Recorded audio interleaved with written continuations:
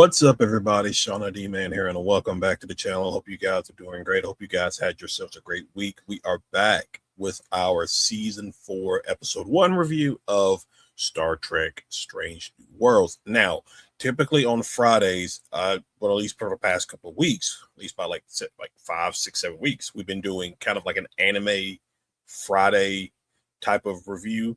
I'm gonna push that a little bit.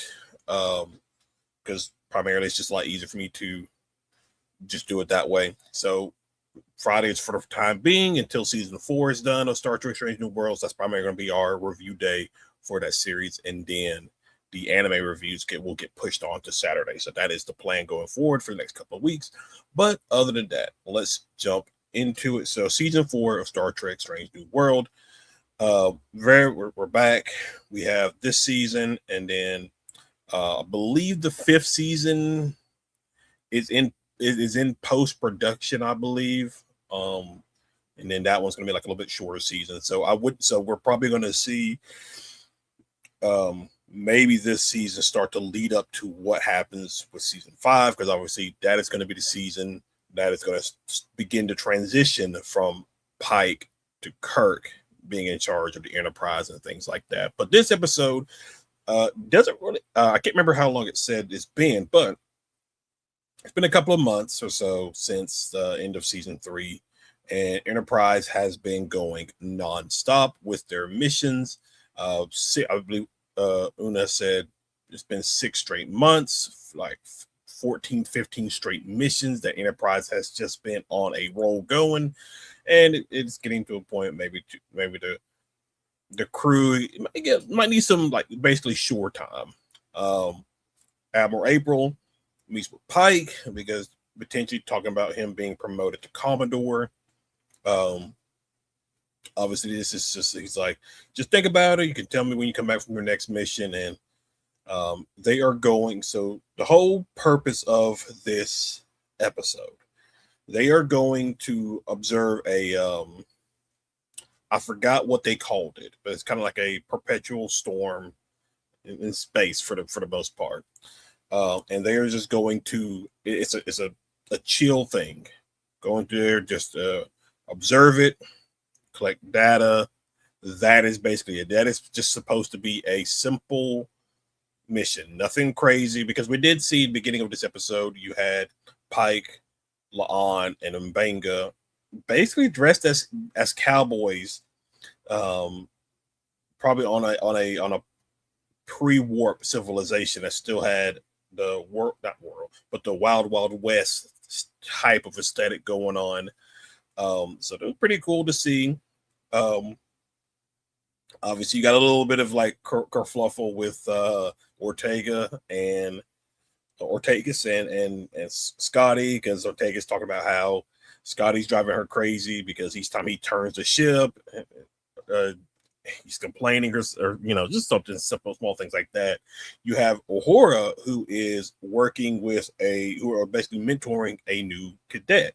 She is a Vulcan. We don't really get her name. So she doesn't really have a name. She probably has a name in like the credits and things like that, but her name's not really ever given on the show, on the episode. We'll probably see more of her throughout the season as well. She kind of looked like DePaul, to be quite honest, but needless to say, it's not a great start with these two. Uhura tries to talk to her in Vulcan, but the cadet's just kind of like, oh, that's not very good Vulcan and things like that. And Uhura's just looking at Spock, and he's just kind of like,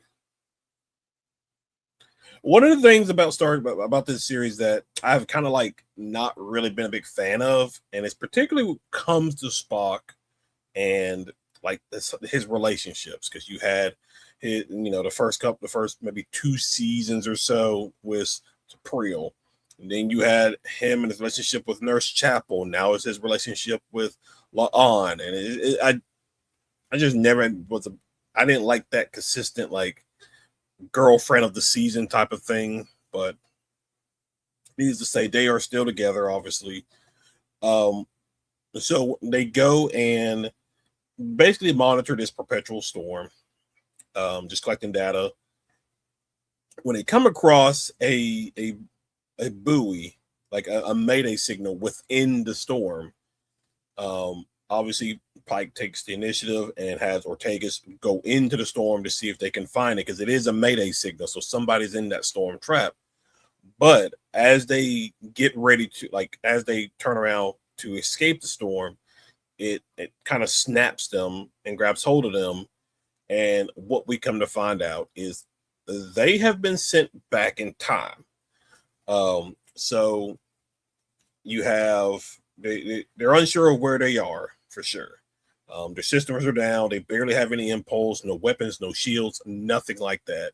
But there is some iridium on the closest M-class planet. So they're gonna go. So Una, Ortegas, and La'an are gonna take a shuttle down to the planet, retrieve it, bring it back, so Enterprise can get everything going again and get out of there.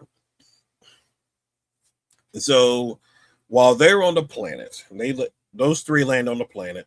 And now this is something we already saw from the trailers and stuff like that for season 4. And essentially what comes about is Enterprise, when they got caught up in that storm, the quantum energy of it sent them back in time, 65 million years back in time. So they're essentially at the age of the dinosaurs. While those three are on the planet trying to figure out a way to get past a T-Rex to get the iridium, the Enterprise gets captured by a ship of unknown origins. They never found in their database. They've never seen it before. Come to find out, these are, to put it in layman's terms, Enterprise has been captured by Martians. So during this time, Mars was inhabited by I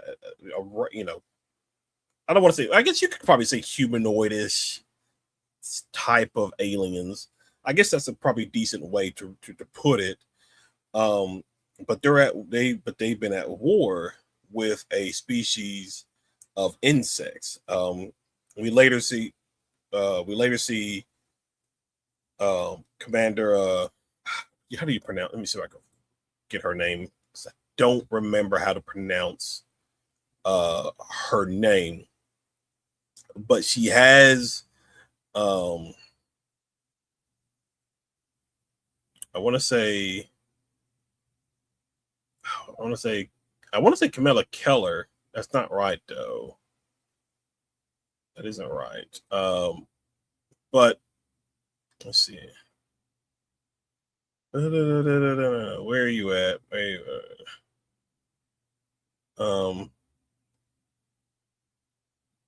are you at? Actually, I can't even find a stupid thing. You just go to IMDb. So I just don't remember how to pronounce her first. The name of the person. Where are you at? Get out of here. She does have a name, Cadet Asha. They did say her name, the one, the Vulcan one, Bianca Nagarwa. I feel like I've seen her before. Anyway, that's beside the point. Commander Castle, I believe that's okay. I think that's how you pronounce it, Commander Castle. But anyway, or Cassell, I guess, depending on how you want to pronounce it. But they're at war with this insect planet because she shows Pike and Spock Mars. Like, they show an image of Mars, very beautiful, full of life, and she has them rotated like I think 180 degrees, and there's a large crater from where one of the insectoids ships crashed the planet. They were able to destroy it, but they lost 2 million people. So they've essentially been at war this entire time with this insectoid race of aliens. Now, because of the situation that they're in, because they are 65 million years ago, even though Starfleet doesn't exist, they still have to go by the rules of, obviously time travel. Don't destroy anything. It might mess up the future. And then you could say this is a somewhat pre-warp civilization because they don't have warp. And so the prime directive also plays a hand in here, because if they mention something to her, or if she gets a hold of something that she's not supposed to get a hold of, it is going to rapidly affect the future from when Enterprise does return. Obviously, we've seen plenty of Star Trek that does this trope of the time travel, all that stuff. Not just Star Trek, but a lot of science fiction. We've seen that before. We get the rules of how that works.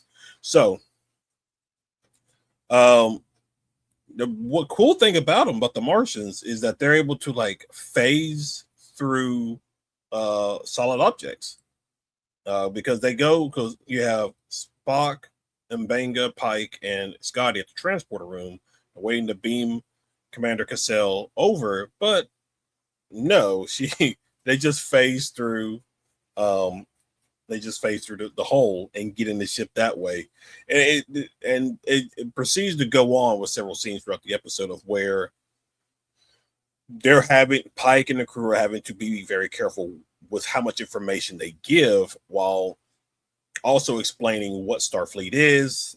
Commander Cassell is obviously intrigued by this, with the learning that there are so many different species out there that share a common good. And there are a lot of things out there, like in this episode, that Pike says, that is very, very true words. Talking about unity, the understanding of each other creates, unity, and just things like that.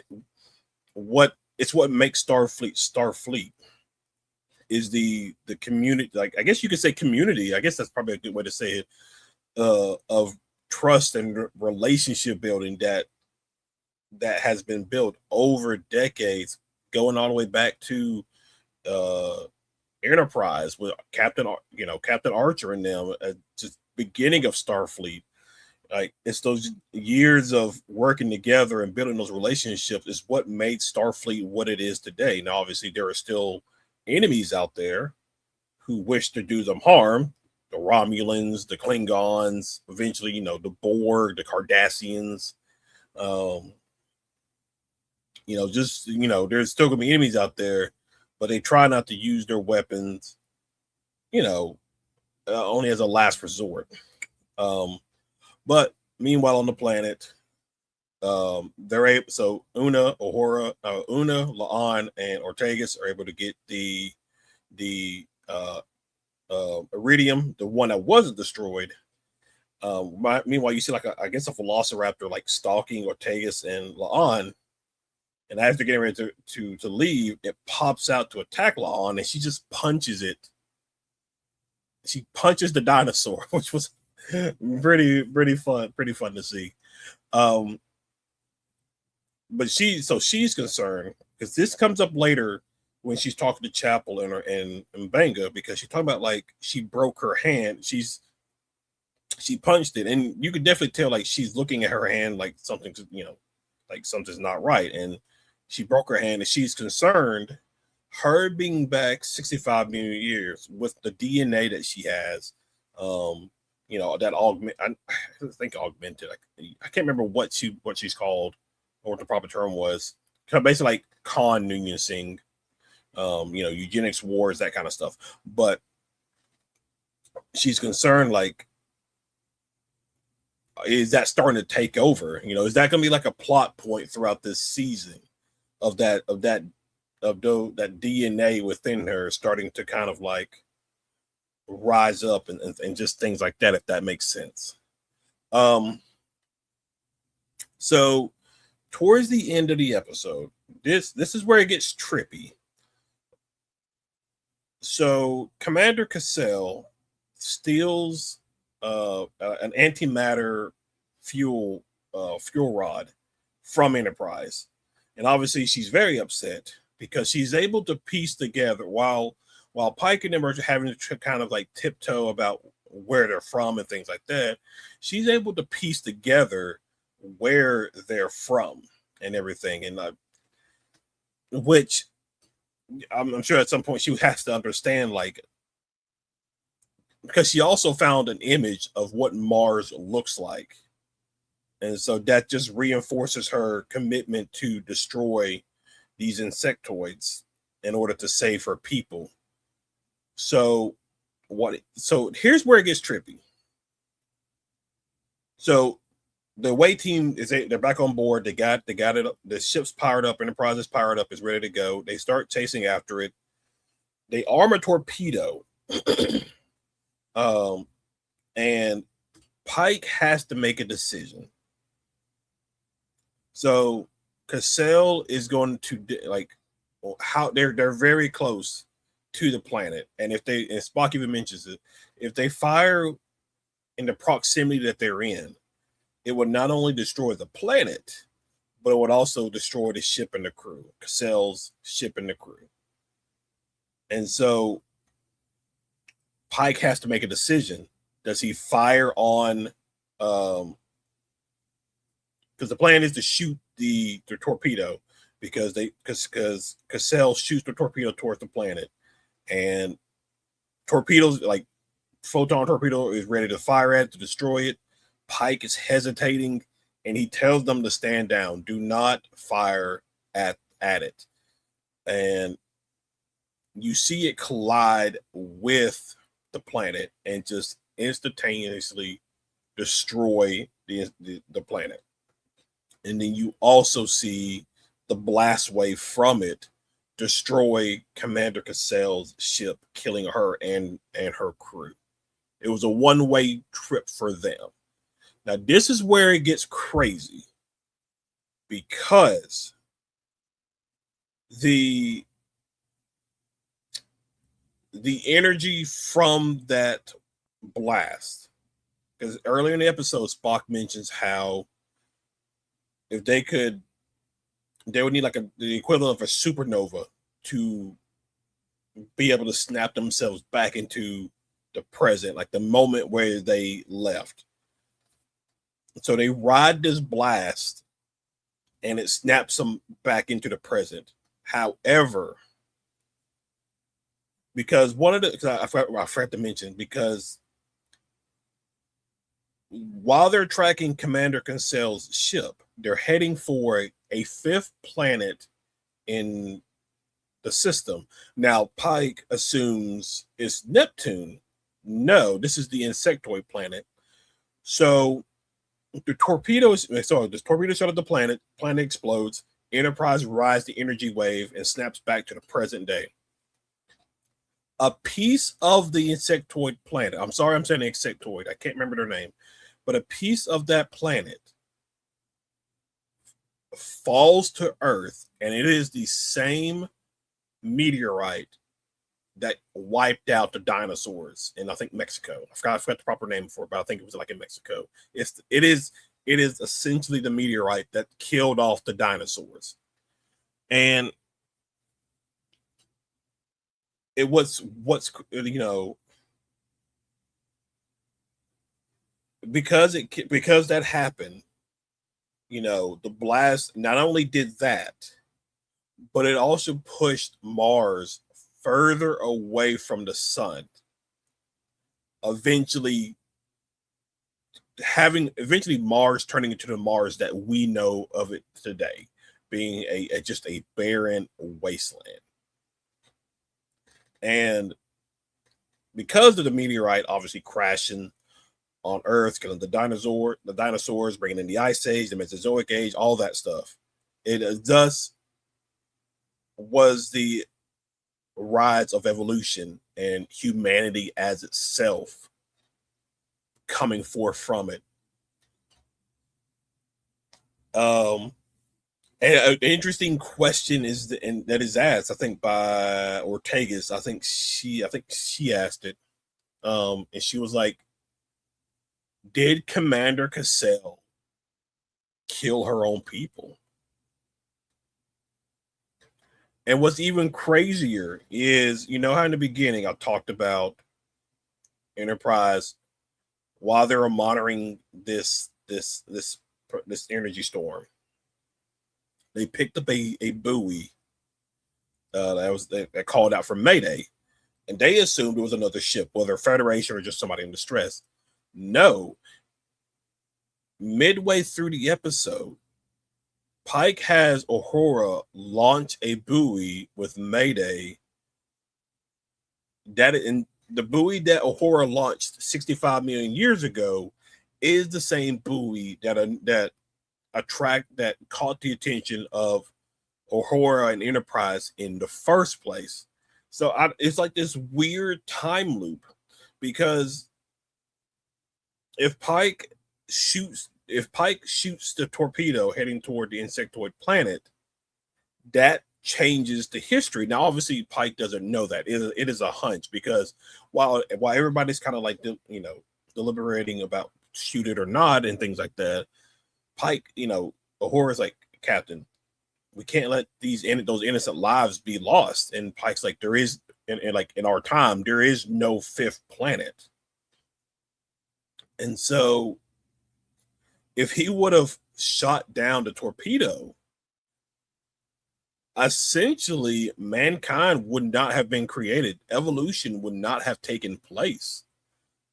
And I think M'Benga mentions it later, where if the insectoids had remained in place, who knows, trillions of lives could have been lost.